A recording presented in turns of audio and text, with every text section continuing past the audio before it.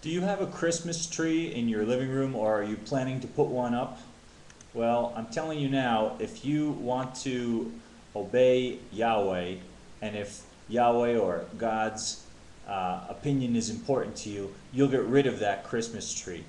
A Christmas tree is nothing but a phallic symbol from an ancient religion, from ancient religions. Now you might think that the way you use it is something good, or it doesn't have that meaning. But why would you want to have something that for a pagan religion represented a phallus? If you don't know what that means, a phallic symbol is a symbol used in many of the pagan nations of the world, including China, who worship fertility. And a phallic symbol is a symbol of a penis.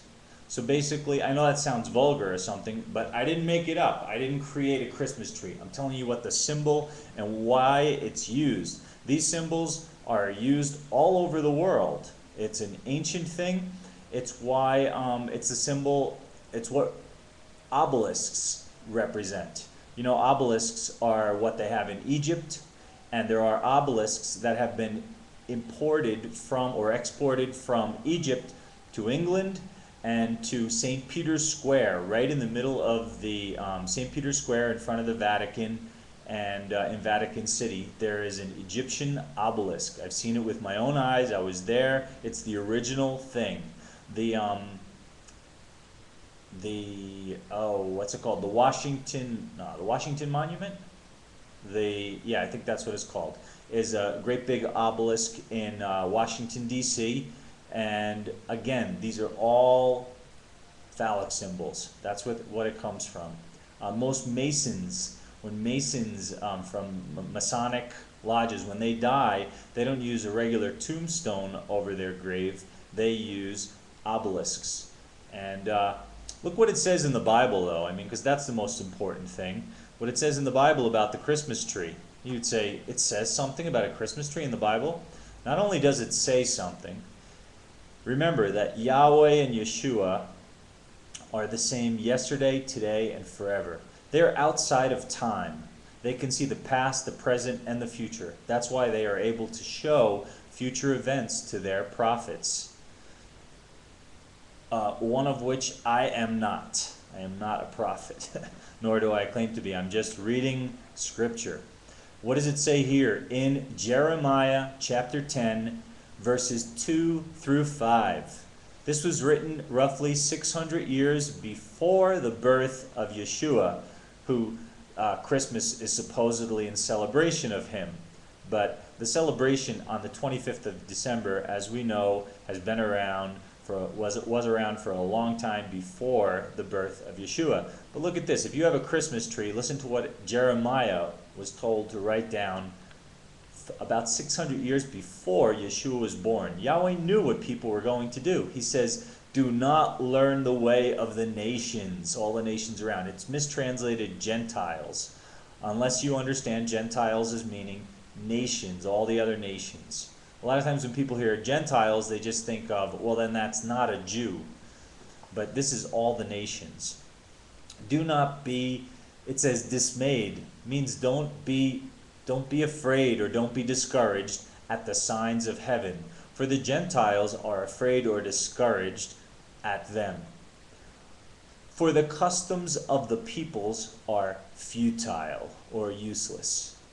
For a man cuts a tree from the forest, the work of the hands of the workmen with the axe. They decorate it with silver and gold. They fasten it with nails and hammers, so that it will not topple. Does that sound like anything familiar? This was written 600 years before Yeshua, and Yahweh was telling us, warning us, to not pick up the customs of all of the nations, the non-Israelites, the non-true believers. What are their customs? They cut down a tree, they decorate it with silver and gold, and then they hang it up and they fasten it with hammers so it won't fall over. Because if you took a tree and you just stood it up, it would fall over if you had cut it down and then you tried to stand it up. But they fasten it with nails. Now we have people have special fasteners to keep it from falling and to give it water at the same time. It says, they are upright like a palm tree, and they cannot speak. They must be carried, because they cannot go by themselves. Do not be afraid of them, for they cannot do evil, nor can they do any good. So Yahweh is almost making fun of this. It's just a ridiculous custom that people do. They cut down a tree, they worship it, and people think they don't worship it. But let's be honest. Even in my own family or with friends, when I used to still be around them at Christmas time, now I just avoid it. They would drag you in and say, "Hey, come on, look at our tree, look at our tree. Stand in front of our tree so we can take a picture of you." The tree is the focal point of the house for people who use Christmas trees. In South America, they don't use them as much. They use a nativity scene. But instead of just a tiny little nativity scene, it could cover the entire dining room table, where they set up an extra table to set up this huge nativity scene with every last animal you could think of, a whole bunch of pastors and shepherds, and it's incredible. And the first thing they do when you come into their house at that time of the year is, "Hey, come on over, I have to show you the nativity scene." So to think that it's not worshipped, granted, they're not getting down on their knees, maybe some of them are, to worship it, but they are spending a lot of attention, showing it to you. They're very proud of it for all the work they put into it, and it is something that is kind of worshipped, or a lot of importance is placed on it.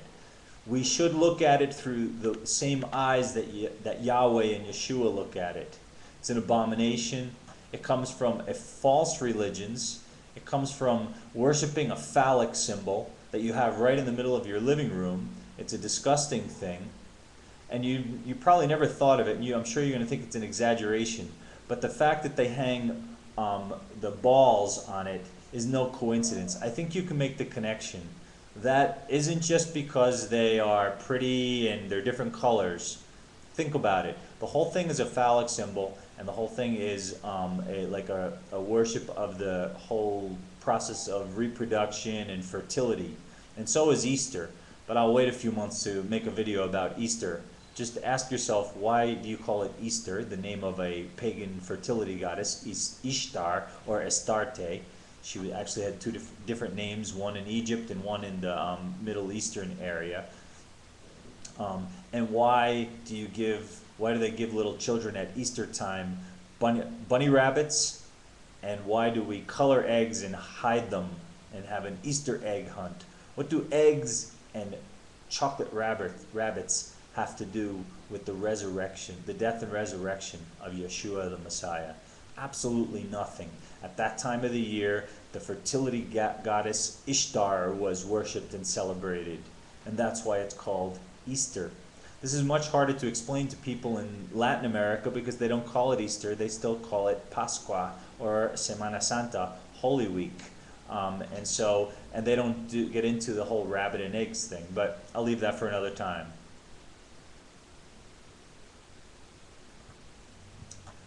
Just get that tree out of your house. It's a pagan, phallic symbol, and you don't want to have anything to do with it if you read the Bible and Yahweh's opinion is important to you.